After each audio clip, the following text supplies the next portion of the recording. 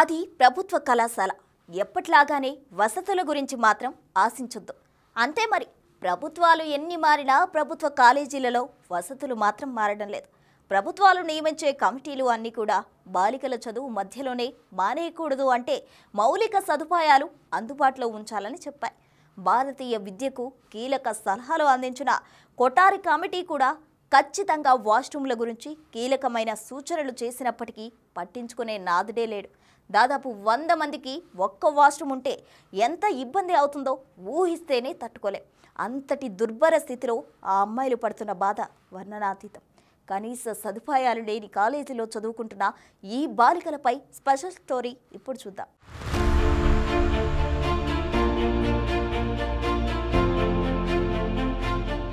అన్ని ప్రభుత్వ కాలేజీల మాదిరిగానే సిద్దిపేట జిల్లా మద్దూరు ప్రభుత్వ జూనియర్ కాలేజీలో పేద మధ్యతరగతి పిల్లలే ఎక్కువ సంఖ్యలో చదువుకుంటున్నారు.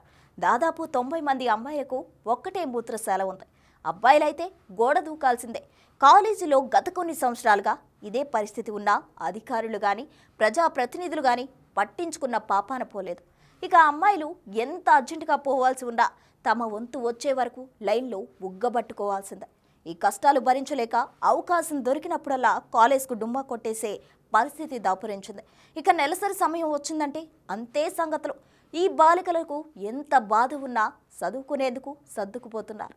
వసతులు లేమి కారణంగా విద్యా ప్రమాణాలు పడిపోతున్నా కూడా అధికారులే కానీ ప్రజాప్రతినిధులే కానీ పట్టించుకున్న పాపాన పోవడం లేదు. ఇప్పటికైనా ప్రభుత్వం పట్టించుకుని బాలికల బాధితులకు ఫుల్ స్టాప్ పెట్టాలని కోరుతున్నారు విద్యార్థులు, అలాగే వారి తల్లిదండ్రులు.